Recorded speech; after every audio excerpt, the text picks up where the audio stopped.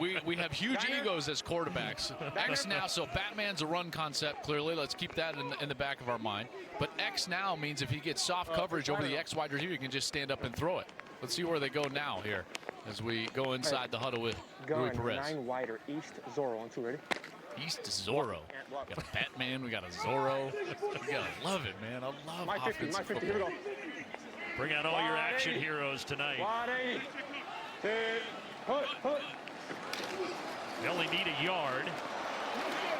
And fighting for that yard, Tim Cook. And he will get the first down. And Joe, we said it, but keep in mind, they had lost Bruce Anderson last week. He got released, so it's just Cook and Coleman. And Coleman's been battling some hamstring injuries. So Tim Cook, only 1 day of practice, might get a lot of action here. So I'm going to just throw this out there.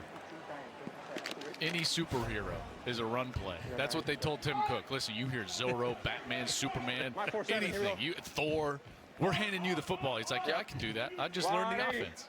180. Put. You got him. And Perez going to throw and just get rid of it because there was pressure. I think he was trying to tell Tim Cook, the running back, that he was responsible for the linebacker. Did you hear him say, you got him? Did you hear him? And that's the harder part, right? It's not about trying to teach the running back the run play. I think he was trying to say, hey, you've got this linebacker right here, that's the protection. He was responsible for him. He was saying, you got him. I've always thought that's the hardest part for a running back is to learn the protections, who he's responsible for in each protection. Luis Perez was trying to help him out there. That was Jalen Choice coming scot-free, 2nd and 10. Hey. Timeout. Luis Perez doesn't like what he sees. He's going to take a timeout here. We'll take it with him as the raindrops falling a little harder here in Houston, Texas. 7-6 early, Sea Lions. We've had all day in Houston. A bit of a steadier shower going on right now with 5 left in the first quarter.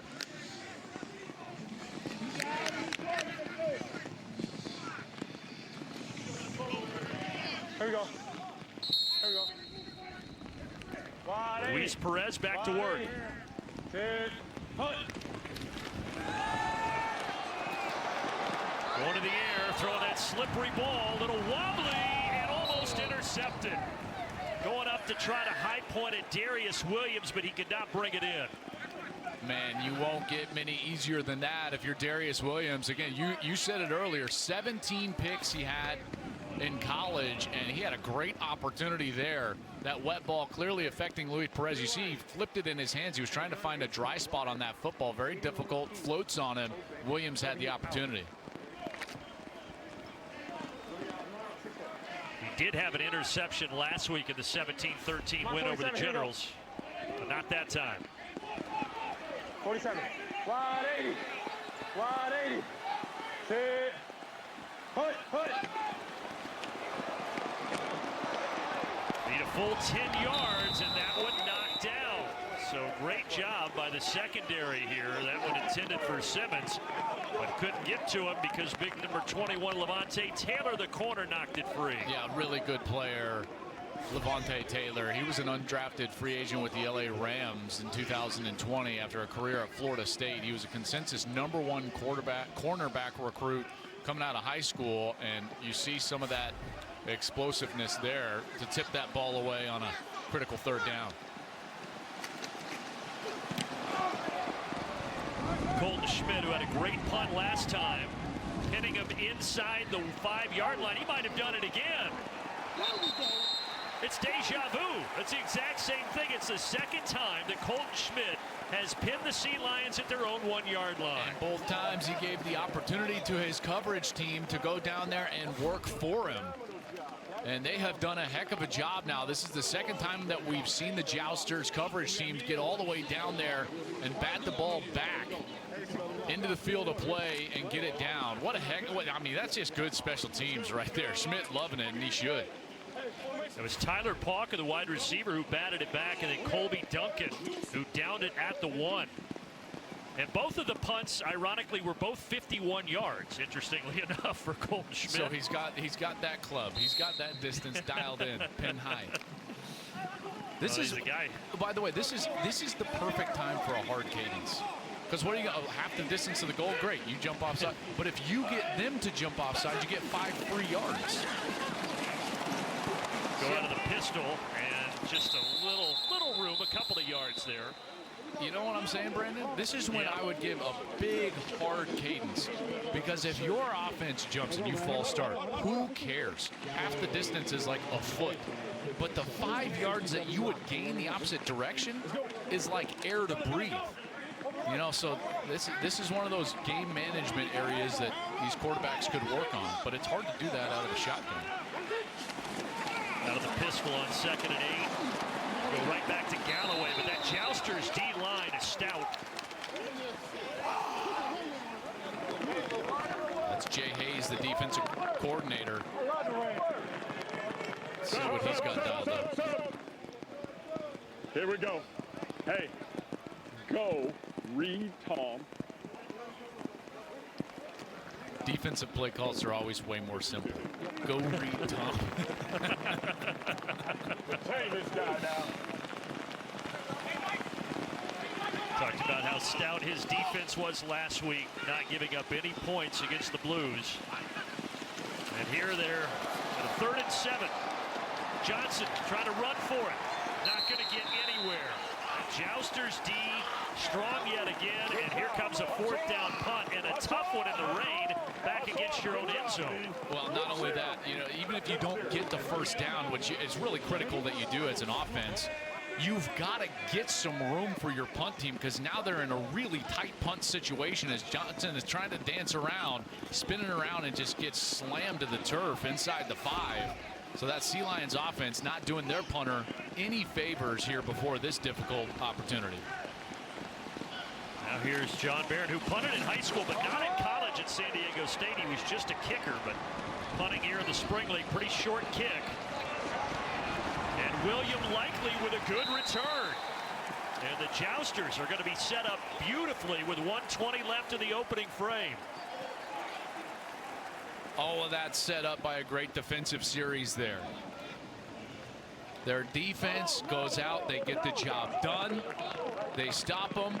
The Sea Lions have to basically just have the one step and kick punt, kind of that tight punt scenario, which is always going to get you great field position. Let's see what they go with here. Hey, let's go. Hey, it's a big man up front. Let's go. 0 on east zebra direction. On 1, ready? On 1. Okay, big guys, if you encourage the offensive line, that means you're going to hand it off. East usually is a formation. Zebra direction. Direction, some sort of run. Zebra, I would say some sort of run concept. 180. Good. Put. Oh, he almost fumbled it. Gives it to Cook, delayed, and Cook trying to get whatever he can. Oh, the ball came free there at the end. And Tyson Graham ended up with it. Now, will they say that the play was dead? It seemed like it happened super late, didn't it? Yeah. What number? I thought that the linesman had already come in with his hand up, signaling kind of that dead ball. Yeah, you're right. They're going to say play was dead, 2nd and 8. Here was that initial bobble that you called during the action. That wet football coming up on that center quarterback exchange and just popping out of his hands. 180. Put. This time to the air, through the raindrops, and able to complete it to Darren Woods. And Woods bounces off the defenders and walks into the end zone. Well, he had that long touchdown a week ago that went 70 yards, and now Woods strong at the catch point.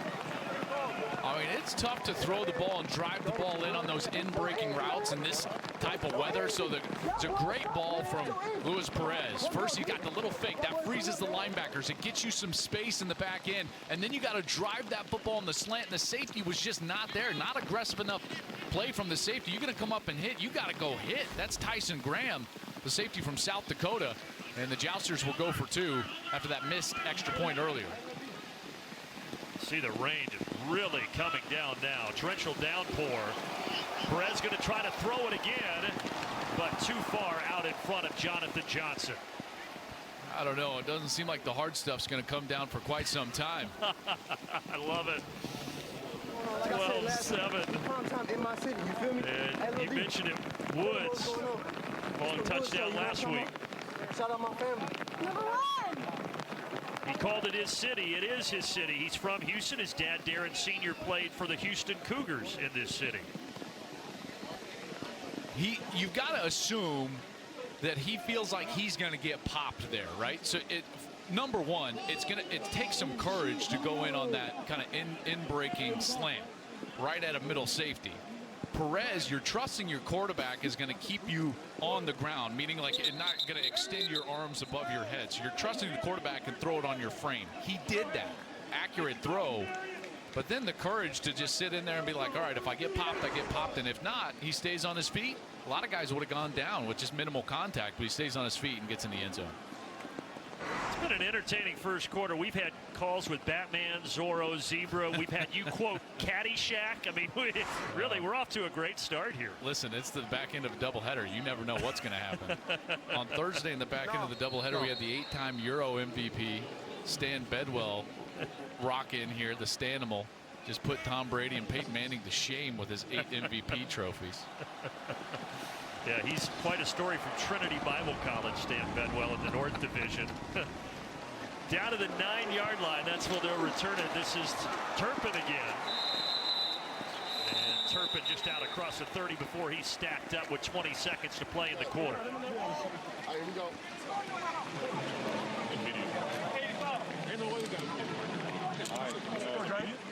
Media? No, here we go. All right, let's go 11. Let's go 1 set. Double right hash. Keep it going. Fake 60 slash roll right. I got you. Let's go 1 set. 11. Here we go. 60 slash roll right. All right, they're going to try a little misdirection. Okay, so their fake 60 slash for them is one of their basic run plays. So they're faking that, and then they're rolling to the right. Get Johnson on the edge here with a little run pass option. Johnson 2 of 4 so far. He's got Dewanye Tucker, the new addition on Wednesday, behind him. Rolling that way.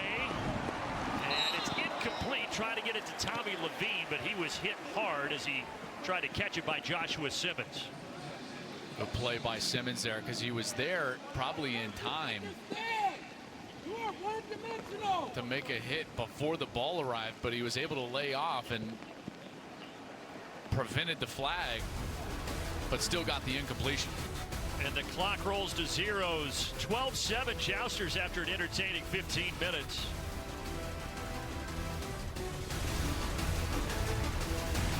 Hey, are you ready yet? 7 after 1 with the Jousters leading it, and the weather is certainly having an impact. We saw some rain earlier, but not to this level. Right now, just a heavy line of showers moving through the Houston area. So it's going to make for an interesting setup the rest of the way. And those guys, they look like they're having fun. And apparently their phones are waterproof. I was going to say, what are you doing with your phones out in a downpour? DeAndre Johnson. You see their age? They don't know any better. The phone is like an extension of their hand. That's right. They're probably not even going to watch it. They're probably watching it on their phone, not even looking down at the field. How much, though, Joel, as a quarterback, when this type of weather happens, how much does that change your whole mentality? Well, it depends on how hard it's actually raining. I always felt like I would rather have a torrential rainstorm than just a drizzle. Because the drizzle, the ball, is like partly wet, partly not. But the design of these footballs is like if it gets totally soaked, it's actually way better than if just part of the football is wet. Interesting. First down and 10 here, and a loss in the backfield thanks to Darius Royster, the DN, coming up to make the play. Good play from Royster there, splitting the offensive line, getting into the backfield. Royster has been playing well for them, and it looked like he was just unblocked, so he got himself upfield and was able to make the tackle. Royster, a guy who went to Norfolk State, didn't even make the team out of high school, so he had to leave there and went to North Carolina Central and eventually became the MEAC Player of the Year in 2019. Willie Davis Defensive Player of the Year, the top HBCU defender. So, you know, a heck of a career there. Backs him up, 2nd and 12. Trying to lob it over. Yeah. Perfectly into the hands of DeWanye Tucker. What great touch there, huh? I mean, and there was some pressure, too, in the backfield on Johnson, and he was still able to find enough time to then dump it over. This is beautiful touch. You know, that's just such good job, and it was thrown so accurate that his running back could just run right through it and ultimately stay on his feet and make a conversion and move the chains. And with all due respect to that receiver, that running back, DeWanye Tucker, he's a hard one to find. He's 5'5".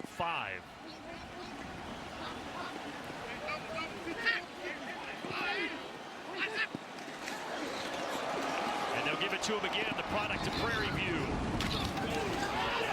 Bouncing it to the outside, 5'5", but not afraid of the contact as he lowers the shoulder. You know, you can always tell, like, it's hard in a football too, like how tall a player is, right? You're like, well, how tall is he really? This is the way you judge how tall a player is.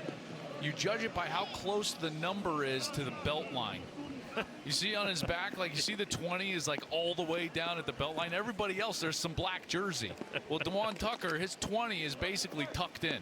That's how you can really judge how tall a guy is. He arrived on Wednesday after that Adam Choice injury, so only a couple of days of practice for Tucker. Johnson, quick strike, incomplete. Where's the flag? Bryce was early. They disagree with you, Joel. Bryce apparently clean on that play, 3rd and 7. I thought he got there early, and he absolutely did. My officiating record is impeccable, and it's 100% as a quarterback. And Johnson's like, where's the flag? I'm with you, because the read was perfect, and he even did such a good job. Did you see him look off to the right? So there's a flat defender over there, flat meaning that he's covering that side of the field. And if he takes him that direction, he opened up the hole for the curl. He threw the curl beautifully, and he didn't get the call from the official.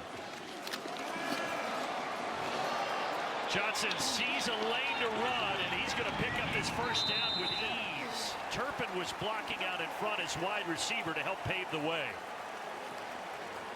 Love it when the wide receiver, who's in the route concept, sees what's going on with his quarterback, and he turned around immediately and got a block. We saw Kavontae Turpin already with a touchdown reception in this game off that slant pass. See, he's running that slant again, and now he turns and he gets on Jones, and he frees his quarterback up for at least 5, maybe 6 more yards. Nice undisciplined play right there by the wide receiver. Not undisciplined, disciplined. Unselfish is the way. The word I was looking for. We knew where you were going. Undisciplined. What? Sealions trying to fight from behind here. Bouncing it to the outside. That's Ladarius Galloway, who had the big game last week, but not much on that play. Also, number almost tucked into his jersey, so he's small in stature as well. Listed at 5'10", maybe generous. This is a good series for them so far. Played his college ball at Tennessee. Martin, 220 pounds. He's got a little thump to him, there's no doubt. Coach is talking about how he's been a standout for them, both on the field and off.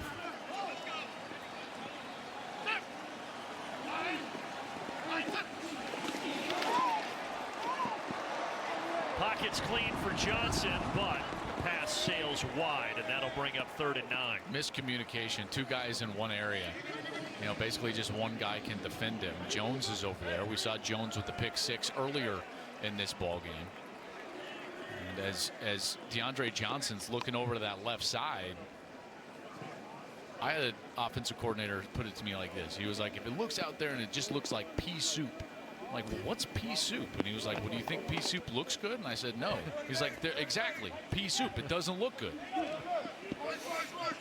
I got to tell you, I didn't see pea soup on today's Spring League bingo card. See, but there you go. I don't think you had Batman or Zorro on that one either. No, 3rd down and 9. And going down to grab it. Eccles Looper brings it in. Was it enough for the first? I don't think it was, but I think it's enough to have him go for it. That, you know, like, you get down within a yard maybe. It's a pretty good throw, but it brought him back just a hair. and he went down and got it. Excellent catch by Cameron Eccles Looper.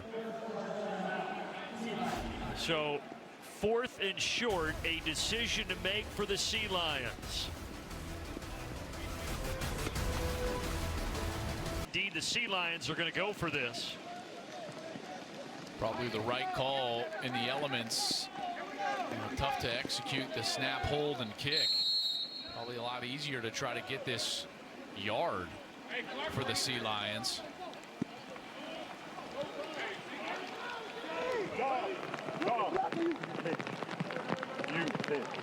You pitch, dog, pitch. Lock up, D. Lock up, D. Calling somebody in on that pinch. They hand it off. Trying to bowl his way forward to Wanye Tucker. It's close.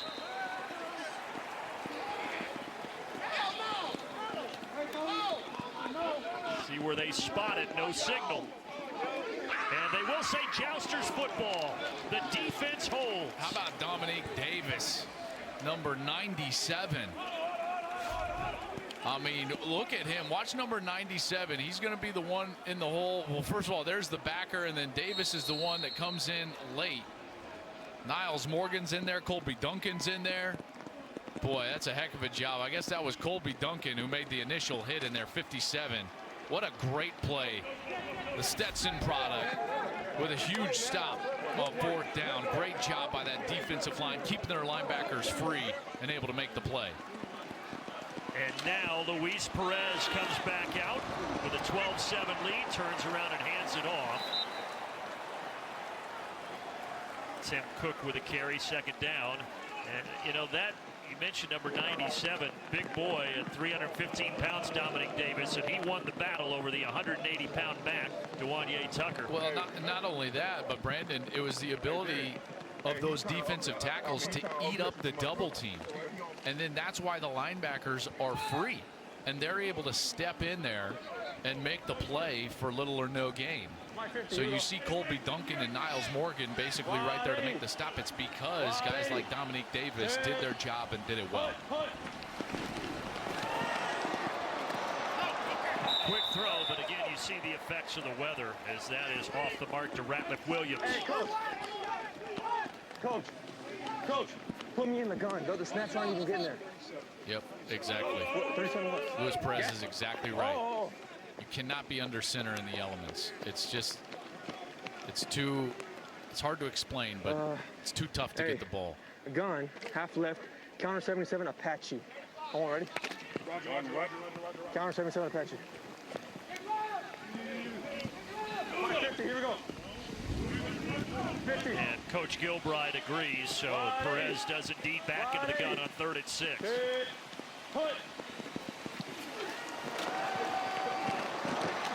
Pocket starts to collapse, but he's able to complete it. Ratliff Williams is so shifty. The former North Carolina Tar Heel out across the 45.